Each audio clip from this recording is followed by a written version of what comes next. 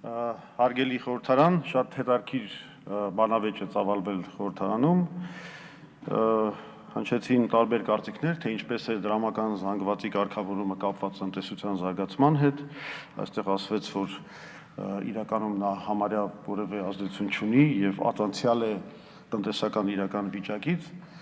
Ես զարմանում եմ, երբ որ կենտրոնական բանկի ներկայացուցիչները, մեր կառավարության ներկայացուցիչները նման գաղափարներ են արտահայտում, որովհետև իրենք շատ լավ գիտեն, որ եւ տնտեսության վիճակը, իհարկե տնտեսությունը խրախուսվում է ոչ միայն դրամավարկային քաղաքականությամբ տնտեսության զարգացումը ունի շատ ուրիշ գործոններ, որոնք ազդում են տնտեսության զարգացման վրա, բայց որ դրամավարկային քաղաքականությունը գործիքներից մեկն է տնտեսության զարգացման, դրա մասին իրենք չեն կարող չիմանալ։ Իսկ դրամավարկային քաղաքականությունը այս առումով բացարձակ adekvat չէ։ Առավել ևս հաշվի առնելով վերջին զարգացումները աշխարհում։ Ինչ ես նկատի ունեմ։ Համաշխարհային տնտեսության մտահոգիչ զարգացումները եւ Ռուսաստանի արժույթի կտրուկ անկումը հերթական անգամ ծանր վիճակի մեջ են դրել ռուսական շուկայի հետ կապված Հայաստանի արտահանողներին, ինչպես նաև սեզոնային աշխատանքի մեկնող մեր բազմահազար քաղաքացիներին։ Վտանգված է տրանսֆերտների հաշվին ապրող բնակչության տարրական կենսապահովումը եւ դրամը նորից կանգնած է առայժմ հետաձգված, բայց անվերահսկելի արժեզրկման եզրին։ Սա կապված է իրապես տնտեսական վիճակի հետ եւ եթե մենք վերլուծենք տնտեսական վիճակը համաձայն զուտ պաշտոնական տվյալների, նա ուղղակի կարելի ասել ազատ անկման մեջ է գտնվում։ Պաշտոնական վիճակագրական վերջին տվյալների համաձայն առևտրի շրջանառությունը կրճատվել է ավելի քան 4%-ով, գործազրկությունը հասել է 20%-ի, բնակչության 32%-ը համարվում է աղքատ,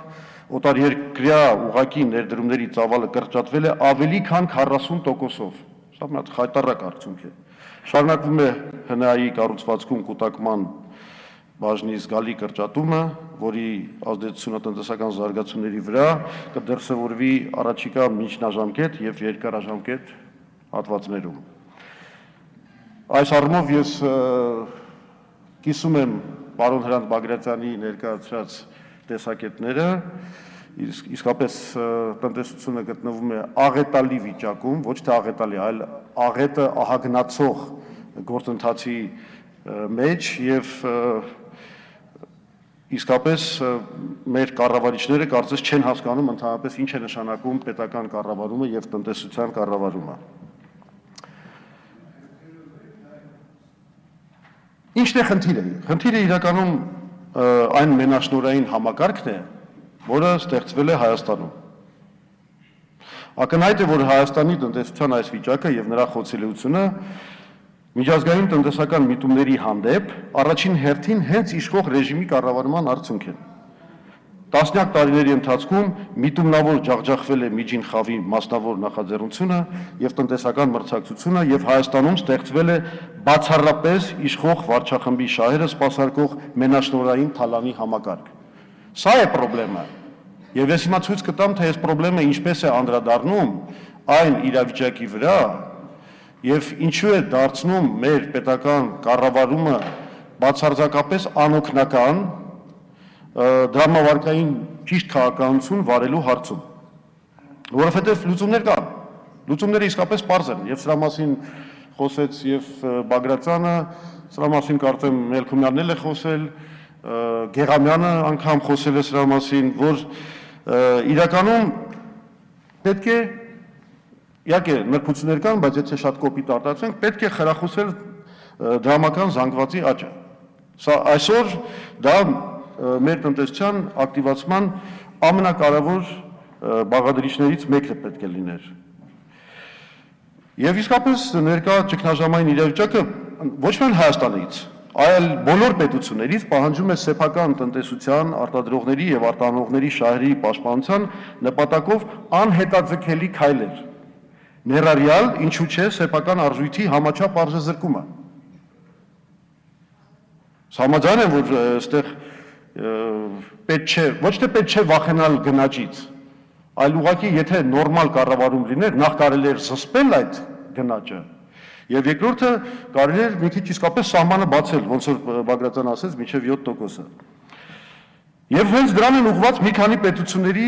արձագանքող քայլերը վերջին շաբաթներին կամ ամիսներին։ Այդպես են վարվում Չինաստանը, այդպես է վարվում Ղազախստանը, Վրաստանը, Ադրբեջանը։ Ինչ է եղել այս Հայաստանի իշխանությունների ինչ է եղել։ Ինչու են Հայաստանի իշխանությունների տնտեսական եւ ֆինանսավարկային քաղաքականությունը հայտնվել լիակատար փակուղու մեջ։ Բացատրեմ։ Մի կողմից ռուբլու արժեզրկման պայմաններում Հայաստանի արտահանողների եւ արտադրողների եւ ընդհանրապես տնտեսության զարգացման շահերը պահանջում են, ինչպես ասացի, դրամի վերահսկելի արժեզրկում եւ հակաճգնաժամային անհետաձգելի միջոցառումների իրականացում։ Մյուս կողմից ակնհայտ է մի բան, որ դա ուղիղ այն է, ինչ որ դուք չեք կարող անել։ Իշխող ռեժիմը այդ քայլի ուղղակի չի կարող գնալ, ինքը չի կարող հետևել այլ երկրների օրինակով։ Ձեր հենց կողմից ստեղծված փակ մենաշնորհային համակարգի պայմաններում դրամի արժեզրկմանը կամ դրամական զանգվածի ավելացմանը ուղղված քայլերը կառաջացնեն, ճիշտ եք, անվերահսկելի խոճապային գնաճ եւ բնակչության կենսամակարդակի կտրուկ անկում, ինչը հղի է սոցիալ պայթյունով։ Դրանից խուսափելու միակ միջոցը տնտեսության ապամենաշնորհացումն է, արդար մրցակցային միջավայրի հաստատումն է, մի բան, ինչ այս ռեժիմը երբեք չի անի, քանի որ երբեք չի կտրի այն ճյուղը, որի վրա նստած է։ Սա է պրոբլեմը, թե չէ վաղուց արել էիք, բայց չեք կարող անել։ Հիմա ասեմ մի հանգամանք էլ կա, կարող եք ասել ինչ է, ամեն հարց բերում ենք սահմանական գործընթացին ենք կպցնում։ Չէ, այս սահմանական գործընթացը էլ ավելի է սրել, ինչ ասեմ, այս պետական մեքենայի անօգնականությունը այս հարցում։ Քանի որ երկիրը ճգնաժամից դուրս բերելուն ուղղված հրատապ քայլեր իրականացնելու փոխարեն իշխանությունները նպատակադրվել են առաջիկա ամիսների ընթացքում Սերժ Սարգսյանի ռեժիմի վերարտադրման նպատակով ամեն գնով անցկացնել սահմանական փոփոխություններ։ Պարզ է, որ այս ընթացքում դուք վախենում եք սոցիալական հնարավոր պայթյունից, ուզում եք զերծ մնալ տնտեսության աջակցության որևէ քայլից եւ առնվազն միջև սահմանադրական հանրաքվեի անցկացումը շարունակելու է անցկացվել դրամի փոխարժեքի անկման զսպման քաղաքականությունը, ել ավելի ծանրացնելով տնտեսվարողների առանց այդ էլ կործանարար վիճակը։ Մենք հայտնվել ենք փակուղու մեջ։ Այն ինչ որ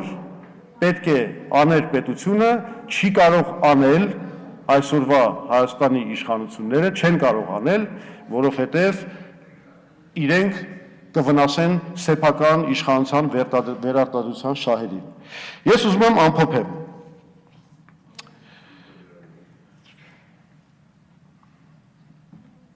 Իհարկե ես հասկանում եմ ձեր հաշվարկները։ Ձեր ծրագրերի համաձայն սահմանադրական հանրաքվեի կեղծումը վերջնականապես կջարդի ժողովրդի դիմադրության կամքը, որից հետո տնտեսության եւ բնակչության կենսամակարդակի անկումը այլևս վտանգավոր չի լինի իշխանության պահպանման գործին։ Փույթ չէ, որ մի քանի ամիս ժամանակ կորցնելու եւ արտաքին պաուսները նվազեցնելու հետևանքով դրամի արժեզրկումը ձեռք կբերի ապագայում անվերահսկելի բնույթ, իսկ Հայաստանի բնակչությունն ու ամբողջ տնտեսությունը կկրեն հավելյալ միլիարդավոր կորուստներ։ Եվ այսպես, պարզ է, որ իշխանությունները ամեն գնով փորձում են պահել մենաշնորհային համակարգը տնտեսության մեջ, այդ գործի հաջողության գլխավոր քաղաքական երաշխիք համարելով վերարտադրության սահմանադրափոփոխությունը։ Իշխանությունների եւ սխալ եւ նաեւ հանցավոր դրամավարկային եւ տնտեսական քաղաքականությունը, ինչպես նաեւ վերարտադրման այս սահմանադրափոխության ծրագիրը այսպիսով շատ թանկ են նստելու մեր ժողովրդի եւ երկրի տնտեսության վրա,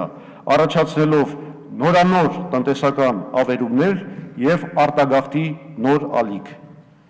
Ուստի հանցավոր վերարտադրման այս ծրագրին ոչ ասելը վերածվում է նաեւ, ինչպես մենք բազմիցս դրա մասին ասել ենք, ոչի ամբողջ այս ռեժիմին եւ նրա ստեղծած մենաշնորհային թալանի համակարգին։ Պարոն Զուրաբյան, վերջից պիտի սկսեիք, ոնց որ թե վերջին փամփուշտներն էլ են բարձրանում։ Եվ մենք ձեզ կընդունենք մեր կուսակցություն, որ դուք ավելի լավ արտոնավեր ելույթներ ունենաք։ Անունից Միքայել Մելքումյան։